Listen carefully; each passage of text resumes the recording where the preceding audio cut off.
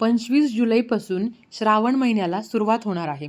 श्रावण महिना हा भगवान शंकरांच्या पूजेसाठी अतिशय महत्त्वाचा महिना, सणवार, व्रतवैकल्य करण्यासाठी सुद्धा तेवढाच महत्त्वाचा आहे.